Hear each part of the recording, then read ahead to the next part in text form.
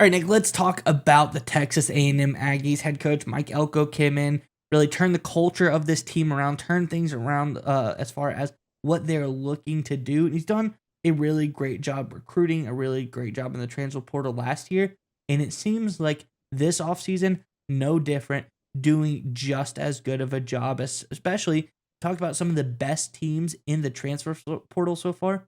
That's the Texas A&M Aggies. They've done a really fantastic job. We've got a story covering all of the great things that they've done so far. But first, I'm Andrew, and this is Saturday Morning Inspection. All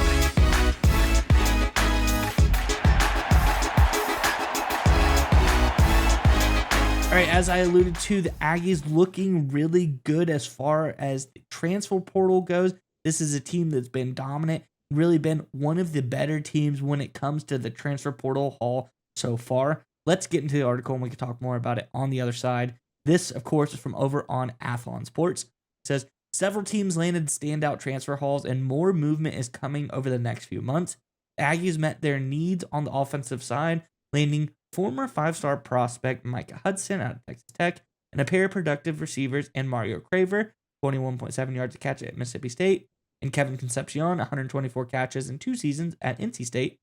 They also got former Georgia defensive back Julian Humphrey and slot cornerback Jordan Shaw from Washington.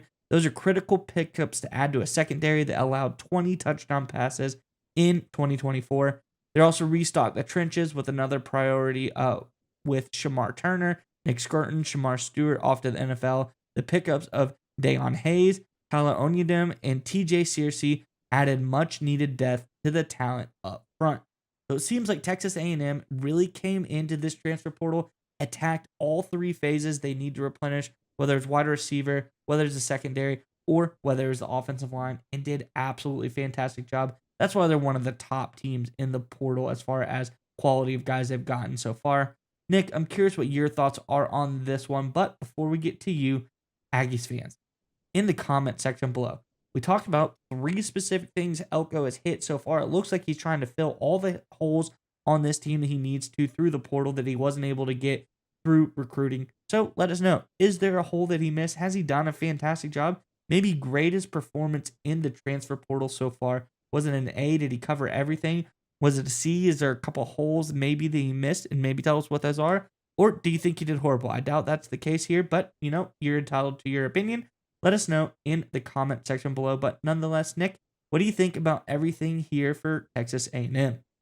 It's just the Aggies quietly, and of course, head coach Mike Elko doing a phenomenal job. Obviously, they haven't been dominating the headlines. Part of that is because the college football playoff is going on. But if you look at a lot of the other teams in the transfer portal news, either positively or negatively, A&M has kind of slid under the radar a little bit. I think that's good for the Aggies, and I think that's one of the reasons why they brought in a guy like Mike Elko last year. With Jimbo Fisher, there was always all this buzz, all this attention, all this focus down in College Station on this Aggies program. And I think it just brought undue attention. I think it forced the Aggies coaching staff, and I think Jimbo Fisher made a lot of bad moves because of it, just trying to live up to the reputation of, oh, we're going to be the best recruiting team, all these 5 stars, and less focusing on team building. And that's what Elko was brought in to do, to build a team, a consistent winner. Now, obviously, the way the season finished up, that's not good. That's got to fix.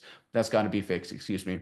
But I think the A&M Aggies are doing a great job addressing their weaknesses. And that's what I love about the transfer portal, teams that use it like NFL free agency. If you look at an NFL team, you use the draft to build over the long term, medium and long term generally, and you use free agency to, 1, add depth, and 2, address key weaknesses that you can't wait for long term fixes. And Texas A&M under head coach Mike Elko is using the transfer portal like NFL free agency, which I love to see. Look, we know wide receiver is a big point of emphasis for the Aggies going forward. Big weakness. They go out and do a great job addressing it. We know they needed depth in the secondary, some improvement there. We know they definitely needed depth on the offensive line. That went out and got those 2 things done as well. This is what you want to see from a grown-up, mature program, right? One of the things about Jimbo Fisher, and I hate really crapping on Jimbo Fisher as much as I do, but I just think it's important to compare and contrast. Jimbo Fisher was a lot more like a 16-year-old playing Madden or something like that, just trying to collect talent and build a team and not really thinking about it from a long-term perspective. Not being people say not a serious program, but they really weren't in some respects. They're all about winning the headlines, winning the press conference. Elko ain't winning a press conference. Elko's not dominating the headlines. And guess what? All he's doing is building a good team. No, we'll have to see how it shakes out on Saturdays. That's true with any team this time of year. But the reality is the strategy down in College Station is the best it's been in many years. Team building, roster building, focusing on the right things, using the right vehicles, the transfer portal to address the right corresponding issues, depth and short-term fixes, using the right vehicles, recruiting to address long-term talent development. That's what we're seeing from the Aggies. It's a mature program. It's a grown-up program, and it's a program trending in the right direction. The hire of Mike Elko, in my opinion, looks better and better by the day. They've still got a long way to go, but they're certainly on the right track.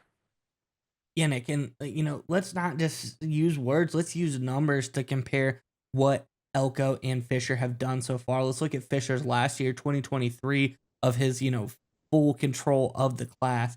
You look at their transfer portal class versus their recruiting class. 15th in the country in recruiting, 26th in the country in transfer portal. This is per 24/7 Sports. Let's go to 2024, which would be Elko's first year with the Aggies. Did a pretty good job overall, I would say. I'm trying to get it pulled up here. Excuse me. He was 7th in the transfer portal, and they were 18th in composite rankings for the recruiting class. Let's skip forward again to 2025.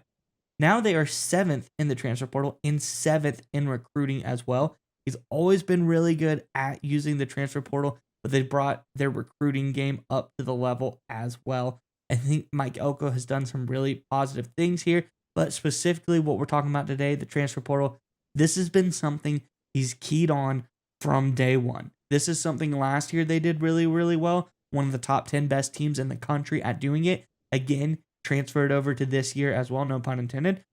Transferred all that success from 2024 to 2025. Again, being a top 10 overall class and a top 10 transfer portal class as well. I think that's really, really important here that he's able to use the transfer portal successfully, because that was a big downfall of Jimbo Fisher.